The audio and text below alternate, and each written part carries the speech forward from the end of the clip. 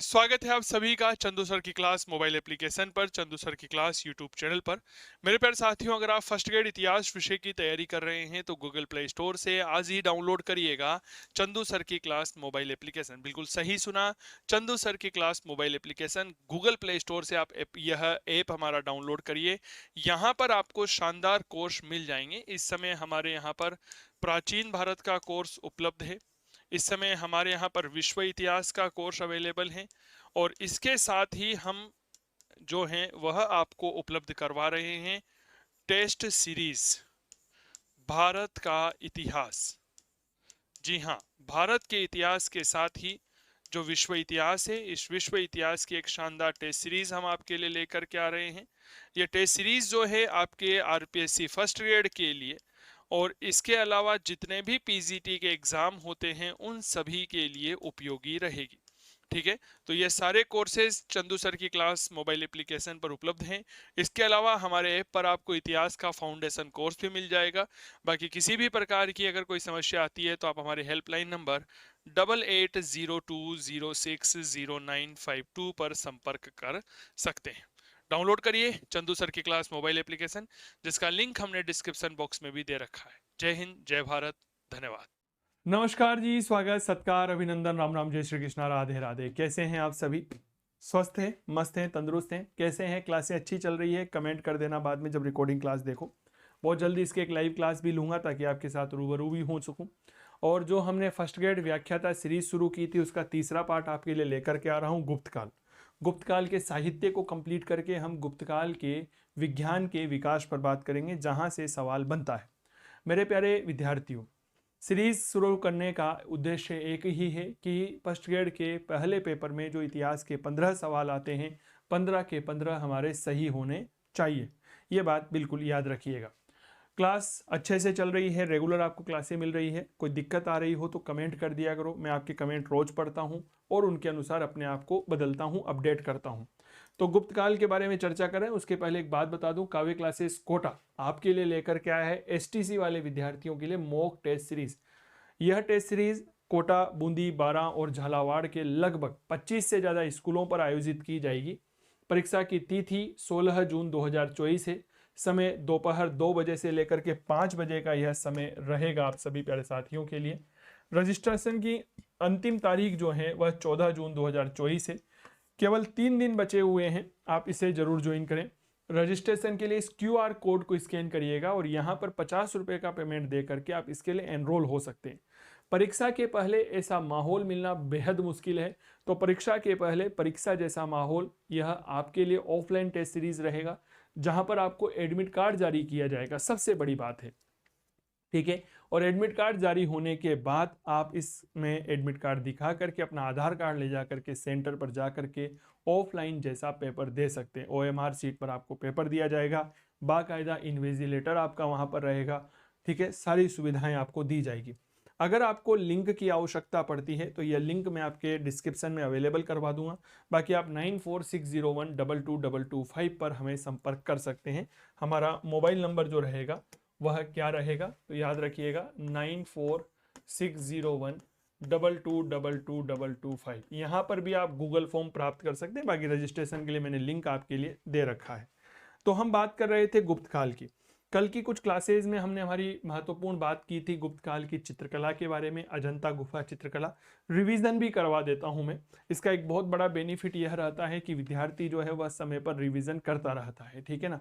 और जब क्लास वापस देखना शुरू करता है तो उसका रिवीजन स्वतः हो जाता है। अजंता गुफा चित्रकला स्थिति महाराष्ट्र के औरंगाबाद में है। इसके आकार जो है वह घोड़े की नाल के समान है। कुल गुफाएं 29 है। इनका संबंध बौद्ध धर्म से है। रंग जो यहाँ पर उपयोग में लिया गया है वह लाल, हरा, नीला, काला, सफेद और भूरा है। प्रमुख गुफाएं, गुफा नंबर 1 पद्मपाणि बुद्ध की है। गुफा नंबर 2 झूला झूलती राजकुमारी। गुफा नंबर 16 मरणासन राजकुमारी। गुफा नंबर 17 राजकीय जुलूस। गुप्त काल का साहित्य संस्कृत साहित्य का स्वर्ण काल है। साहित्य की भाषा संस्कृत थी। भारतीय पुनर्जागरण का काल इसे कहा जाता है, मैक्स मूलर ने कहा। रामायण, महाभारत और पुराणों को वर्तमान रूप दिया गया। पहली बार धर्मनिरपेक्ष साहित्य की रचना हुई थी। साहित्य की विशेषता क्या है कि धनी उच्च वर्ग जो है वह तो संस्कृत बोलते हैं, निर्धन और निम्न वर्ग जो है वह प्राकृत का प्रयोग करते हैं। क्लियर। गुप्त काल के कुछ प्रमुख साहित्यकार जिनमें कालिदास, वी स्मिथ ने कालिदास को भारत का शेक्सपियर कहा। इन्होंने 3 नाटक लिखे, विक्रमोर्वशीय, मालविका अग्निमित्रम और अभिज्ञान शाकुंतलम। 2 महाकाव्य, कुमार संभव और रघुवंश। 2 खंड काव्य, ऋतु संहार और मेघदूतम। विशाखदत्त मुद्रा राक्षस ये भारत का पहला जासूसी ग्रंथ है। देवी चंद्रगुप्तम लिखा। अमर सिंह ने अमरकोश या नामलिंगानुशासन जिसे संस्कृत का विश्वकोश कहा जाता है। तो यहां तक हम हमारी बात कर चुके थे। आइए अब हम आगे बढ़ते हैं और बात करते हैं गुप्त काल के कुछ और महत्वपूर्ण साहित्य की। तो एक बहुत बड़े साहित्यकार हुए हैं कामंदक। कामंदक ने किताब लिखी है कामंदक नीति शास्त्र। ठीक है, तो अगले साहित्यकार लिखिएगा कामंदक। और इन्होंने कौन सा ग्रंथ लिखा है? नाम से ही पता लग रहा होगा, दैट इज कामंदक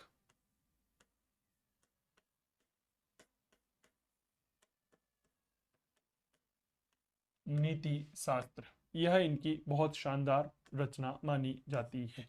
ठीक है, एक बहुत बड़े लेखक हुए हैं शूद्रक। ठीक है, शूद्रक ने किताब लिखी है, नाम है मृच्छकटिकम। मृच्छकटिकम का एक बार एक सवाल पूछा गया है कि मृच्छकटिकम का शाब्दिक अर्थ क्या होता है। याद रखिएगा, मृच्छकटिकम का शाब्दिक अर्थ होता है मिट्टी की गाड़ी। ठीक है, तो लिखिएगा अगला लेखक, और इनका नाम आता है शूद्रक। ठीक है, शूद्रक ने जो ग्रंथ लिखा है उस ग्रंथ का नाम क्या है? तो याद रखिएगा, नाम है मृच्छकटिकम।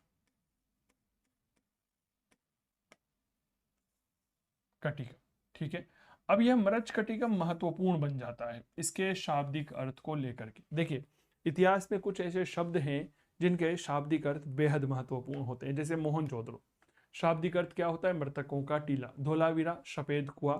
कालीबंगा शाब्दिक अर्थ क्या होता है? काले रंग की चूड़ियां। ठीक है, सिंधी भाषा का शब्द है। इसी प्रकार मेरे दोस्त एक मृच्छकटिकम है, इसका शाब्दिक अर्थ होता है मिट्टी की गाड़ी। समझ में आ गई बात? बताएं क्या होता है शाब्दिक अर्थ? तो याद रखिएगा, इसका शाब्दिक अर्थ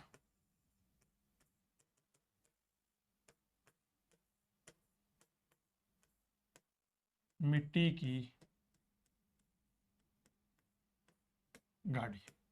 ठीक है, तो मिट्टी की गाड़ी मृच्छकटिकम का शाब्दिक अर्थ होता है। इस नाम को थोड़ा सा याद रखिएगा। इसके बाद एक बहुत बड़े लेखक आए हैं, नाम है वात्स्यायन। वात्स्यायन ने लिखा है कामसूत्र। ठीक है,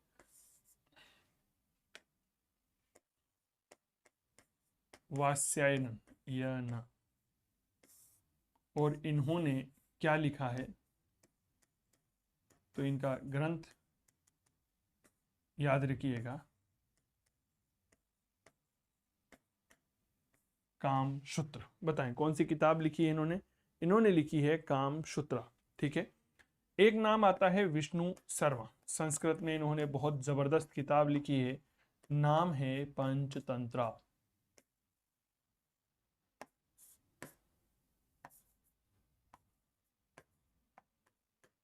पंचतंत्र इनके ग्रंथ है। और इस पंचतंत्र में कितने भाग हैं? तो याद रखिएगा 5 भाग हैं। पंचतंत्र क्या है?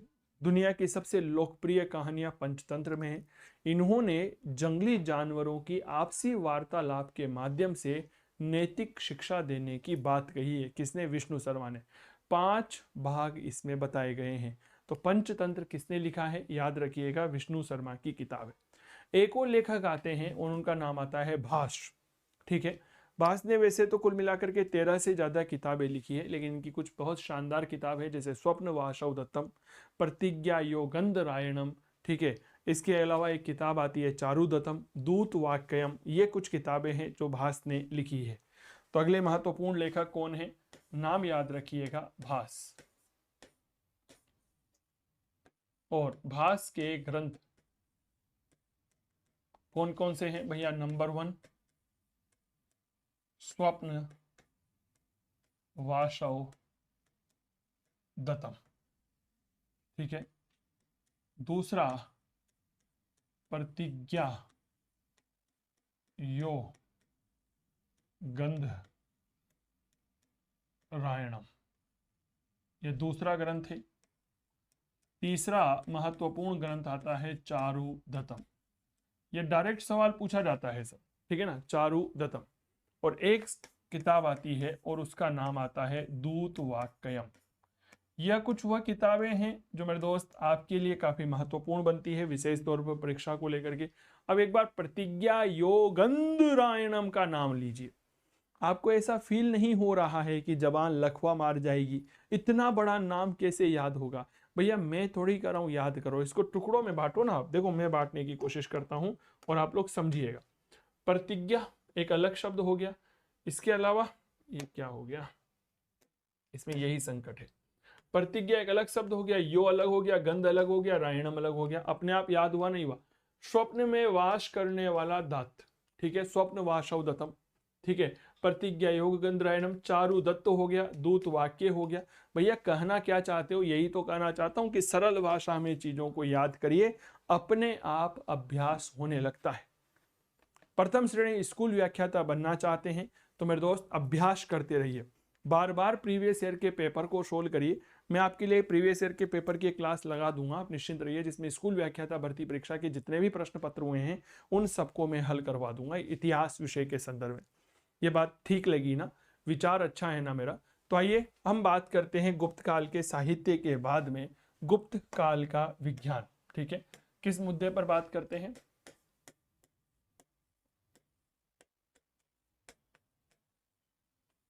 गुप्तकालीन विज्ञान, the science of Guptan period. क्या ये बात क्लियर हो गई? गुप्त काल के विज्ञान के परिप्रेक्ष्य में थोड़ी सी परिचर्चा आप सब प्यारे साथियों के साथ करने की इच्छा रखता हूं।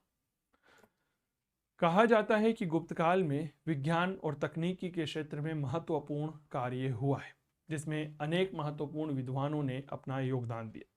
कई सारे विद्वान हुए, कई सारे योगदान इनमें हुआ। तो गुप्त काल में महत्वपूर्ण विकास हुआ, महत्वपूर्ण विकास, और इस विकास में कई सारे विद्वानों व वैज्ञानिकों का योगदान रहा।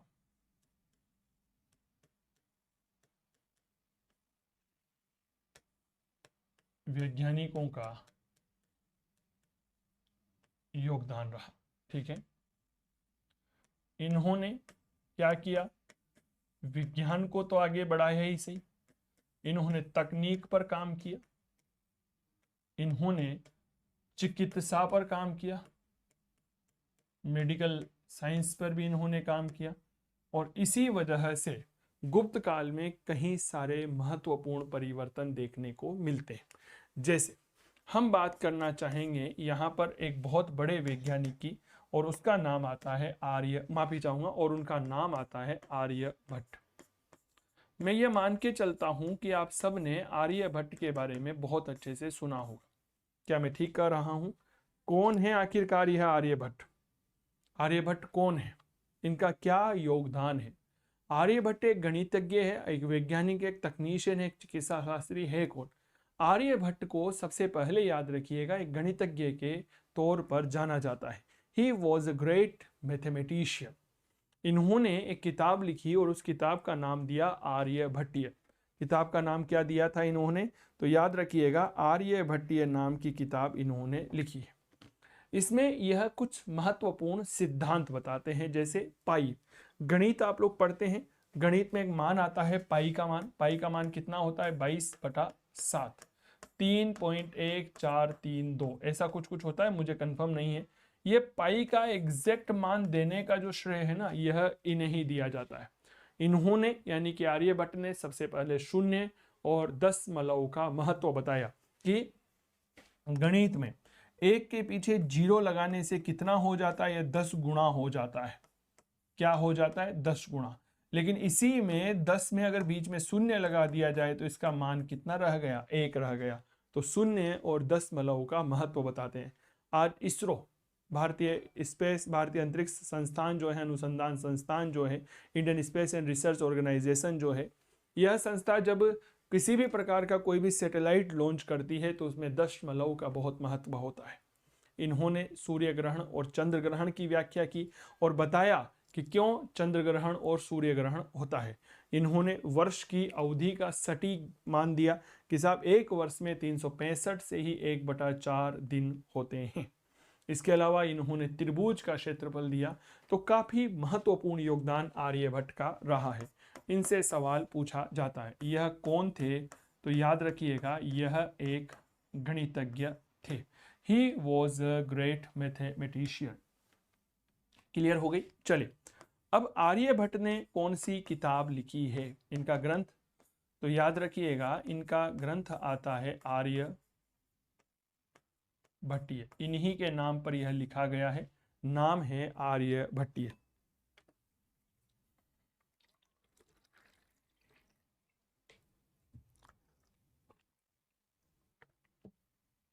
ठीक है, आर्यभट्टीय इनकी किताब है। अब आर्यभट्ट के सिद्धांतों को थोड़ा सा पढ़िएगा। चलिए, स्वागत है आप सभी का चंदू सर की क्लास मोबाइल एप्लीकेशन पर, चंदू सर की क्लास यूट्यूब चैनल पर। मेरे प्यारे साथियों, अगर आप फर्स्ट ग्रेड इतिहास विषय की तैयारी कर रहे हैं तो गूगल प्ले स्टोर से आज ही डाउनलोड करिएगा चंदू सर की क्लास मोबाइल एप्लीकेशन। बिल्कुल सही सुना, चंदू सर की class mobile application. Google play store से आप यह ऐप हमारा डाउनलोड करिए। यहाँ पर आपको शानदार कोर्स मिल जाएंगे। इस समय हमारे यहाँ पर प्राचीन भारत का कोर्स उपलब्ध है। इस समय हमारे यहाँ पर विश्व इतिहास का कोर्स अवेलेबल है और इसके साथ ही हम जो हैं वह आपको उपलब्ध करवा रहे हैं टेस्ट सीरीज भारत का इतिहास। जी हाँ, भारत के इतिहास के साथ ही जो विश्व इतिहास है, इस विश्व इतिहास की एक शानदार टेस्ट सीरीज हम आपके लिए लेकर के आ रहे हैं। ये टेस्ट सीरीज जो है आपके आरपीएससी फर्स्ट ग्रेड के लिए और इसके अलावा जितने भी पीजीटी के एग्जाम होते हैं उन सभी के लिए उपयोगी रहेगी। ठीक है, तो ये सारे कोर्सेज चंदू सर की क्लास मोबाइल एप्लीकेशन पर उपलब्ध हैं। इसके अलावा हमारे ऐप पर आपको इतिहास का फाउंडेशन कोर्स भी मिल जाएगा। बाकी किसी भी प्रकार की अगर कोई समस्या आती है तो आप हमारे हेल्पलाइन नंबर 8802260952 पर संपर्क कर सकते हैं। डाउनलोड करिए चंदू सर की क्लास मोबाइल एप्लीकेशन, जिसका लिंक हमने डिस्क्रिप्शन बॉक्स में भी दे रखा है। जय हिंद, जय भारत, धन्यवाद। एक डायग्राम के माध्यम से समझते हैं।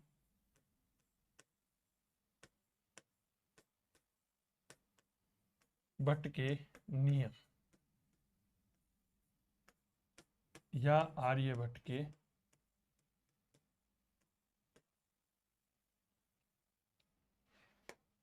सिद्धांत। देखिए, सबसे पहले इन्होंने क्या किया, जो पाई है का मान दिया। पाई का साइन आप सभी जानते हैं, डेट इस तरह होती है और इसका मान होता है 22/7। यह आर्यभट्ट ने ही प्रतिपादित किया। क्लियर हो गई। आर्यभट्ट ने ही सबसे पहले त्रिभुज का क्षेत्रफल बताया कि साहब आपके त्रिभुज का क्षेत्रफल क्या होता है और कैसा होता है। त्रिभुज कैसा होता है ये आप भी जानते हैं। भैया मैं तरबूज की बात नहीं कर रहा हूं, मैं बात कर रहा हूं ट्रायंगल की। Not talking about a watermelon. आप लोग ऐसा समझ लो सर वाटरमेलन क्या क्या क्या होता है, कुछ नहीं होता है। ठीक है ना। चलिए, इन्होंने क्या दिया तो याद रखिएगा 0 यानी कि 0 व 10 यानी कि डेसिमल का मान बताया कि भाई ये हमारे गणित में कितना महत्वपूर्ण है। क्या ये बात क्लियर हो गई। इसके अलावा इन्होंने क्या किया तो याद रखिएगा, इन्होंने वर्ष की अवधि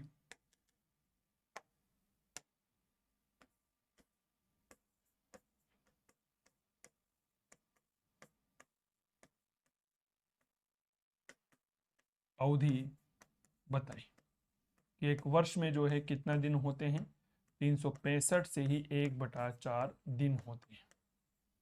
इसके अलावा इन्होंने और क्या काम किया तो इन्होंने एक महत्वपूर्ण बात यह बताई कि हमारे यहाँ पर जो सूर्य ग्रहण होता है और चंद्र ग्रहण जो होता है यह क्यों होता है की व्याख्या की। सूर्य ग्रहण और चंद्र ग्रहण की क्या की व्याख्या की। तो ये मूलभूत सिद्धांत माने जाते हैं, किनके माने जाते हैं? आर्यभट्ट के। अच्छा, आप लोग एक बात बताइए, आप भूगोल पढ़ते हैं, भूगोल में आपने सूर्य ग्रहण और चंद्र ग्रहण का सिद्धांत पढ़ा होगा। मैं थोड़ा सा आपको इसके बारे में बताने की इच्छा रखता हूं, जो आर्यभट्ट कहते हैं। आर्यभट्ट ने कहा कि आखिरकार सूर्य ग्रहण होता क्यों है, ठीक है ना, सूर्य ग्रहण का क्या कारण है। देखो, आर्यभट्ट एक बात कहते हैं सूर्य ग्रहण के संदर्भ में, समझिएगा।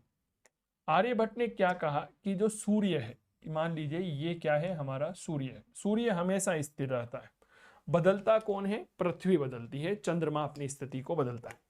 हमारी पृथ्वी नीले कलर की होती है, तो हमने मान लिया ये हो गई हमारी अर्थ, ठीक है। चलो भाई, हरे कलर में हम चंद्रमा को रख लेते हैं, ये हो गया मून। अब देखो, सूर्य ने अपना काम करना कभी बंद नहीं किया, सूर्य हमेशा प्रकाश देता रहेगा। यहाँ पर सूर्य प्रकाश दे रहा है, ये प्रकाश कहाँ पहुंचना चाहिए था? अर्थ तक पहुंचना चाहिए था, लेकिन नहीं पहुंच रहा है। क्लियर हो गई? तो मेरे दोस्त, सूर्य, आपको यह पता होगा खगोल शास्त्र में, सूर्य ही एकमात्र ऐसा पिंड है जिसका प्रकाश है, और उसी के प्रकाश से सारे जो ग्रह है वो प्रकाशमान होते हैं। क्लियर होते? सूर्य ने प्रकाश डिलीवर किया, लेकिन भाई साहब ये चंद्रमा बीच में आ गया, ये कबाब में हड्डी बन गया, तो इसका प्रकाश पृथ्वी तक नहीं पहुंच पा रहा है। तो इस घटना को हम क्या कहते हैं? सूर्य ग्रहण कहते हैं। ऐसी बात किसने बताई? आर्यभट्ट ने बताई।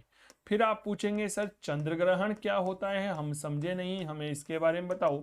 तो देखो, चंद्र ग्रहण क्या होता है, मैंने अभी अभी कहा कि सन जो है वह अपनी जगह पर स्थित है, लेकिन बदलेगा कौन भैया? अर्थ बदल जाएगी। अब अर्थ जो है वह बीच में आ गई, और चंद्रमा जो है वह कोने में चला गया, मून, ठीक है। अब देखिए, सूर्य ने अपना प्रकाश भेजना जारी रखा, लेकिन यह प्रकाश चंद्रमा तक नहीं पहुंच पा रहा है, तो चंद्रमा जो है वह अंधेरे की स्थिति में चला गया।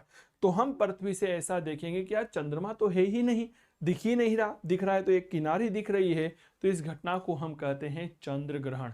उम्मीद करता हूं आप में से कई सारे प्यारे अभ्यर्थियों को सूर्य ग्रहण और चंद्र ग्रहण की यह अवधारणा पहली बार समझ में आई होगी।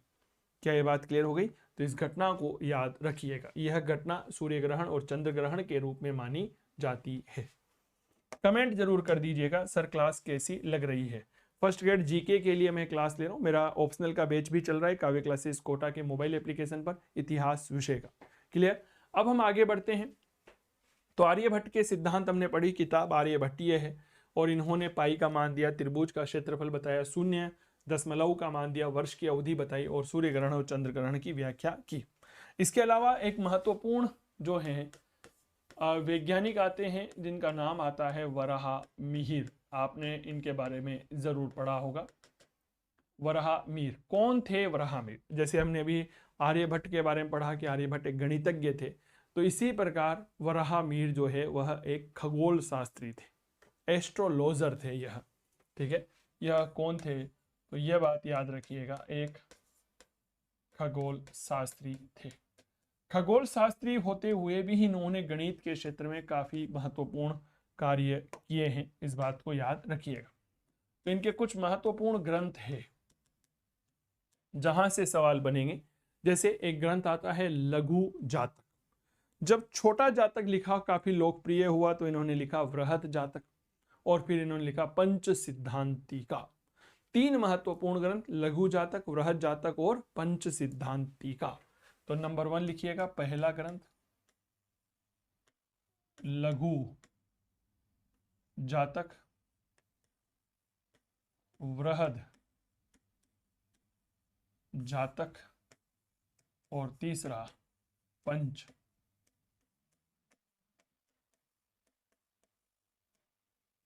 सिद्धांतिका। तो यह तीन ग्रंथ जो है वराहमिहिर ने लिखे हैं, जिनमें एक नाम आता है लघु जातक, एक आता है वृहद जातक, और एक आता है मेरे दोस्त पंच सिद्धांतिका। वराहमिहिर एक ऐसे वैज्ञानिक हुए, एक ऐसे खगोल शास्त्री हुए, जिन्होंने, मैंने अभी पहले भी चर्चा करी, गणित के क्षेत्र में महत्वपूर्ण भूमिका निभाई। इन्होंने वर्गमूल और घनमूल निकालने का भी सिद्धांत दिया था। तो एक लाइन और याद रखिएगा कि इन्होंने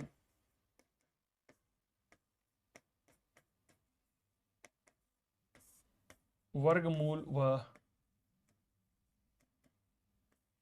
घनमूल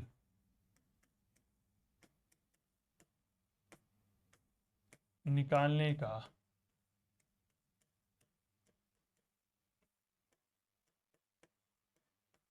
सिद्धांत दिया। बताओ कौन सा सिद्धांत दिया था?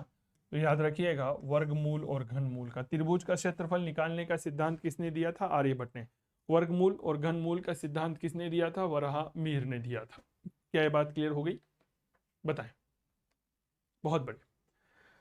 तो वराहमिहिर के संदर्भ में यह बातें याद रखिए। तीन तो ग्रंथ है, लघु जातक, वृहद जातक और पंच सिद्धांतिक। अब देखो एक बात बता दूं, हो सकता है इतिहास विषय मेरा है मूल रूप से, और मूल क्या, इतिहास ही पढ़ाता हूँ। मात्राओं के संदर्भ में गलती मत निकालना भैया, माफी चाहूंगा। हो सकता है मेरी त्रुटि गलत हो जाए, लिखने में कोई गलती हो जाए, तो उसको इतना बड़ा इश्यू मत बनाइएगा, क्योंकि इतिहास में मात्राओं का महत्व नहीं होता है, मुद्दे का महत्व होता है, बात का महत्व होता है। क्लियर हो गई? वराहमिहिर के बाद एक महत्वपूर्ण शख्सियत जो हमारे बीच में महत्वपूर्ण भूमिका निभाती है, उनका नाम आता है ब्रह्मगुप्त। ब्रह्मगुप्त जो हैं यह आर्यभट्ट की तरह एक गणितज्ञ थे। यह कौन थे? गणितज्ञ थे। अब ब्रह्मगुप्त के बारे में जो बातें आप लोगों को समझनी चाहिए परीक्षा के दृष्टिकोण से, वह क्या है? इन्होंने ब्रह्म स्फटिकीय सिद्धांत नाम की एक किताब लिखी। क्या किताब लिखी? ब्रह्म स्फटिकीय सिद्धांत। ब्रह्म स्फटिकीय सिद्धांत लिख करके ब्रह्मगुप्त ने ब्रह्म सिद्धांत का प्रतिपादन किया।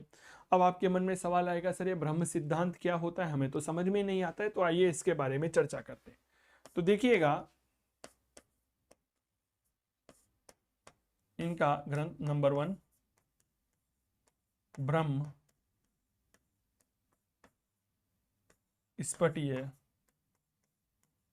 सिद्धांत, और दूसरी इन्होंने किताब लिखी है डेट इज खंड खाद्यक। खंड खाद्यक। क्या ये बात क्लियर हो गई? दूसरी किताब कौन सी है? खंड खाद्यक। अब हमारे परीक्षा के दृष्टिकोण से इंपॉर्टेंट है ब्रह्म स्फटिकीय सिद्धांत। इसमें हमें एक सिद्धांत देखने को मिलता है, और उस सिद्धांत का नाम आता है ब्रह्म सिद्धांत का प्रतिपादन।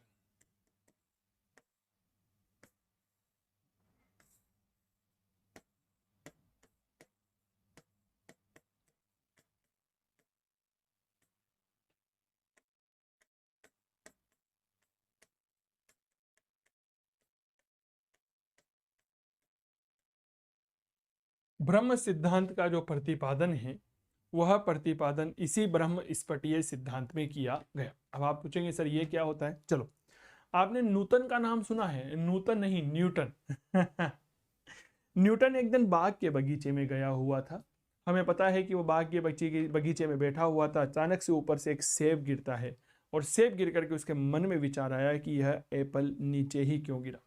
इसी न्यूटन ने, आपको पता होगा, गति के 3 नियम दिए थे। उनके बारे में मुझे चर्चा नहीं आती है, क्योंकि मैं करना भी नहीं चाहता और मेरी जानकारी में भी नहीं है। तो न्यूटन ने बहुत रिसर्च किया और पता लगा कि हमारी पृथ्वी की कुछ ऐसी आंतरिक शक्तियां हैं जो वस्तुओं को अपनी तरफ आकर्षित करते हैं। उदाहरण के लिए मेरे हाथ में पेन है, ये मैंने गिराया, ये नीचे ही क्यों गया? ये ऊपर क्यों नहीं गया? अगल बगल में क्यों नहीं गया? नीचे ही क्यों गया?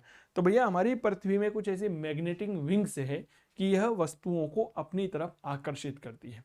इसे ही क्या कहा जाता है? इसे ही क्या कहा जाता है? ब्रह्म नियम, या इसे ही कहा जाता है आधुनिक गुरुत्वाकर्षण का सिद्धांत।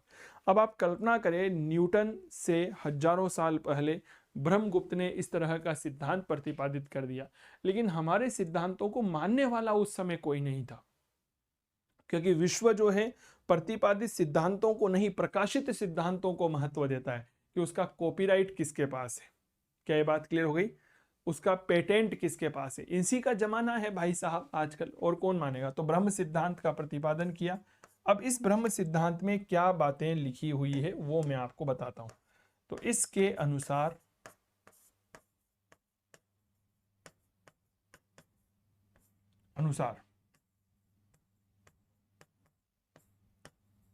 पृथ्वी में आंतरिक शक्तियां विद्यमान हैं। आंतरिक शक्तियां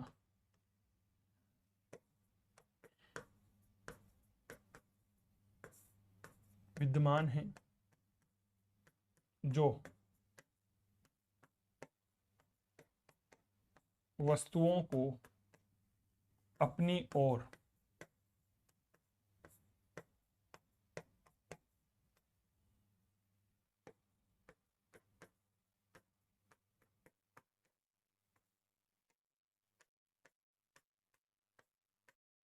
आकर्षित करती हैं। इसे ही क्या कहा गया? गुरुत्वाकर्षण।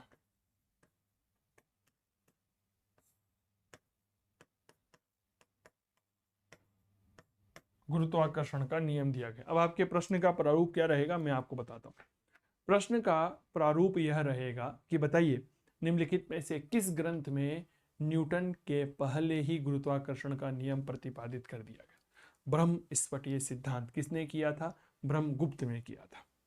तो ब्रह्मगुप्त के संदर्भ में बात क्लियर हो गई। चलिए अगला महत्वपूर्ण जो विचारक हमारे बीच में आता है उन्हें हम कहते हैं, याद रखिएगा, श्रीधराचार्य। श्रीधराचार्य कौन है? श्रीधराचार्य गणितज्ञ थे। इन्होंने किताब लिखी त्रिशतिका। त्रिशतिका में क्या मिलता है याद रखिएगा, इस त्रिशतिका नामक किताब में बीज गणित का श्रीधर का नियम बताया गया है। तो एक व्यक्ति का नाम लिखिएगा, डेट इज श्रीधराचार्य।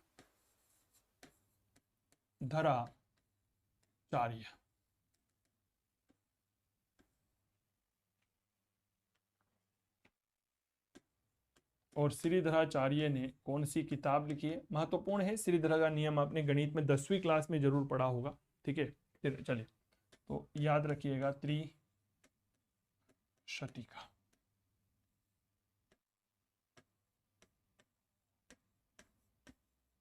इसमें गणित का के श्रीधर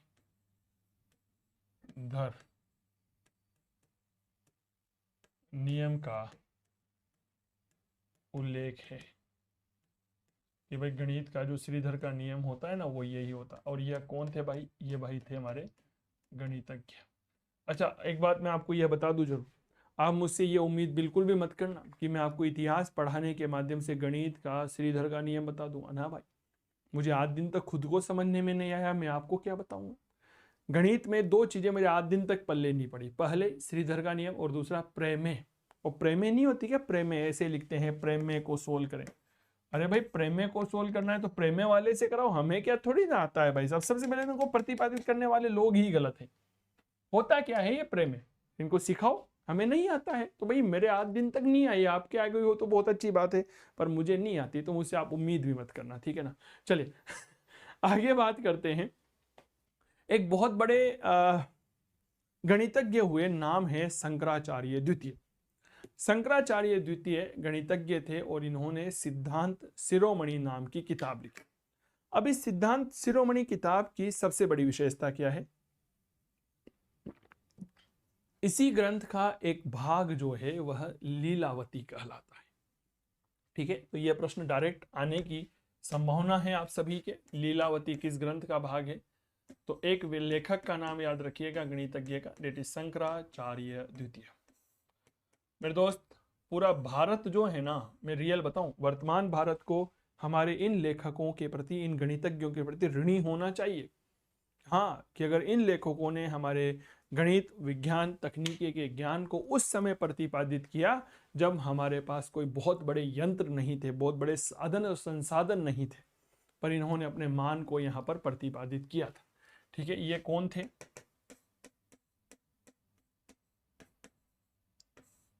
यह गणितज्ञ थे।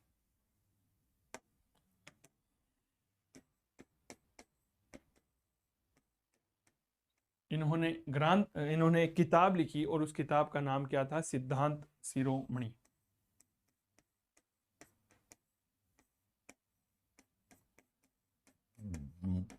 क्लास को शेयर किया करो बस, है ना। ज्यादा से ज्यादा विद्यार्थी इस क्लास को देखें, अच्छा लगता है, मजा आता है। मैं आपसे कोई पैसे नहीं मांग रहा हूं। फर्स्ट ग्रेड के फर्स्ट पेपर का काव्य क्लासेस कोटा की इस यूट्यूब चैनल पर मैं बिल्कुल फ्री पढ़ा रहा हूं। ठीक है, संस्था चाहे तो इसका पैसा ले सकती है, पर संस्था के director doctor Manoj Jain sir ने बिल्कुल कह दिया कि आप सर फ्री पढ़ाइए। ठीक है, तो आपके लिए बिल्कुल फ्री है। तो आपकी एक नैतिक जिम्मेदारी बनती है कि आप इसको शेयर करें। जितना ज़्यादा शेयर करेंगे उतना पुण्य आपको प्राप्त होगा, और पुण्य के इस कार्य में भागीदार बनिए मेरे साथ।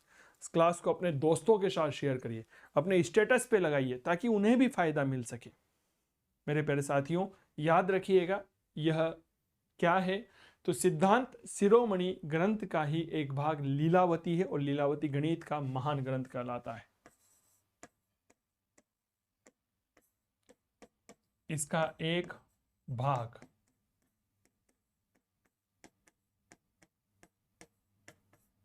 लीलावती है और लीलावती क्या है तो याद रखिएगा गणित का ग्रंथ है।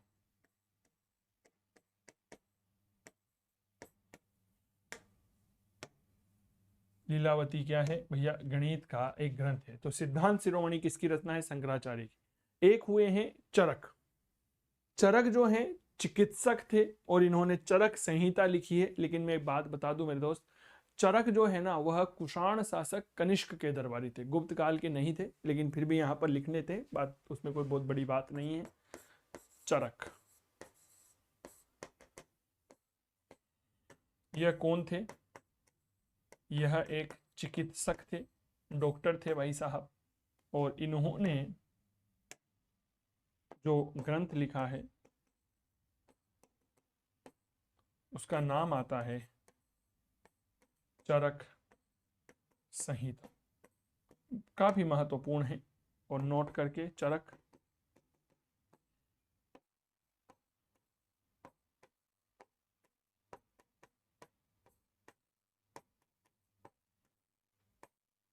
कुषाण शासक कनिष्क के दरबारी थे। क्लियर हो गई? तो कैसा लगा आपको यह तथ्य हमें जरूर बताएं। तो ये थे कुछ महत्वपूर्ण साहित्यकार, महत्वपूर्ण वैज्ञानिक, महत्वपूर्ण तकनीकी, महत्वपूर्ण गणितज्ञ, महत्वपूर्ण खगोल शास्त्री जिनके बारे में हमने पढ़ा। तो आज हमने क्या क्या पढ़ा, एक बार रिवीजन थोड़ा सा होनी चाहिए। देखिए, कामंदक का नीति शास्त्र, शूद्रक का ग्रंथ मरचकटिकम जिसका शाब्दिक अर्थ मिट्टी की घड़ी, वात्स्यायन का कामसूत्र, विष्णु शर्मा का पंचतंत्र जिसके 5 भाग है। भास के कुछ ग्रंथ पढ़े जैसे स्वप्न वासवदत्तम, प्रतिज्ञा युगंधरायणम, चारुदत्तम, दूत वाक्यम। गुप्त काल का विज्ञान, विज्ञान का विकास हुआ, वैज्ञानिकों का, विद्वानों का योगदान रहा जिसमें विज्ञान, तकनीक और चिकित्सा में योगदान दिया। आर्यभट्ट गणितज्ञ थे, आर्यभट्ट ये किताब लिखी, इन्होंने पाई का मान दिया, त्रिभुज का क्षेत्रफल, 0 का मान, वर्ष की अवधि और सूर्य ग्रहण चंद्र ग्रहण की बात कही। वराह मीर खगोल शास्त्री हैं, ग्रंथ लघु जातक, वृहत जातक, पंच सिद्धांती था। वर्गमूल घनमूल के निकालने का सिद्धांत दिया। ब्रह्मगुप्त गणितज्ञ थे, ब्रह्म स्फटिकीय सिद्धांत का प्रतिपादन किया। खंड काद्यक ब्रह्म सिद्धांत का प्रतिपादन इसी में किया। इसके अनुसार पृथ्वी में कुछ आंतरिक शक्तियां हैं जो वस्तु को अपनी ओर आकर्षित करती है, जिन्हें गुरुत्वाकर्षण का नियम कहते हैं। श्रीधराचार्य गणितज्ञ थे जिन्होंने सिद्धांत शिरोमणि लिखी। इनकी का एक भाग जो है वह लीलावती कहलाता है। सॉरी, शंकराचार्य की बात कर रहा हूँ, गणितज्ञ थे, सिद्धांत शिरोमणि लिखी है, इसका एक भाग लीलावती है, गणित का ग्रंथ। श्रीधराचार्य गणितज्ञ, इन्होंने त्रिशतिका लिखी जिसमें गणित के श्रीधर नियम का उल्लेख है। चरक, चरक संहिता, चिकित्सक थे यह, और चरक कुषाण शासक कनिष्क के दरबारी थे। क्लास कैसी लगी हमें जरूर बताएं। चलिए, स्वागत है आप सभी का चंदू सर की क्लास मोबाइल एप्लीकेशन पर, चंदू सर की क्लास यूट्यूब चैनल पर। मेरे प्यारे साथियों, अगर आप फर्स्ट ग्रेड इतिहास विषय की तैयारी कर रहे हैं तो गूगल प्ले स्टोर से आज ही डाउनलोड करिएगा चंदू सर की क्लास मोबाइल एप्लीकेशन। बिल्कुल सही सुना, चंदू सर की class mobile application. Google play store से आप यह ऐप हमारा डाउनलोड करिए। यहाँ पर आपको शानदार कोर्स मिल जाएंगे। इस समय हमारे यहाँ पर प्राचीन भारत का कोर्स उपलब्ध है, इस समय हमारे यहाँ पर विश्व इतिहास का कोर्स अवेलेबल है, और इसके साथ ही हम जो हैं वह आपको उपलब्ध करवा रहे हैं टेस्ट सीरीज भारत का इतिहास। जी हाँ, भारत के इतिहास के साथ ही जो विश्व इतिहास है, इस विश्व इतिहास की एक शानदार टेस्ट सीरीज हम आपके लिए लेकर के आ रहे हैं। ये टेस्ट सीरीज जो है आपके आरपीएससी फर्स्ट ग्रेड के लिए और इसके अलावा जितने भी पीजीटी के एग्जाम होते हैं उन सभी के लिए उपयोगी रहेगी। ठीक है, तो ये सारे कोर्सेज चंदू सर की क्लास मोबाइल एप्लीकेशन पर उपलब्ध हैं। इसके अलावा हमारे ऐप पर आपको इतिहास का फाउंडेशन कोर्स भी मिल जाएगा। बाकी किसी भी प्रकार की अगर कोई समस्या आती है तो आप हमारे हेल्पलाइन नंबर 8802060952 पर संपर्क कर सकते हैं। डाउनलोड करिए चंदू सर की क्लास मोबाइल एप्लीकेशन, जिसका लिंक हमने डिस्क्रिप्शन बॉक्स में भी दे रखा है। जय हिंद, जय भारत, धन्यवाद।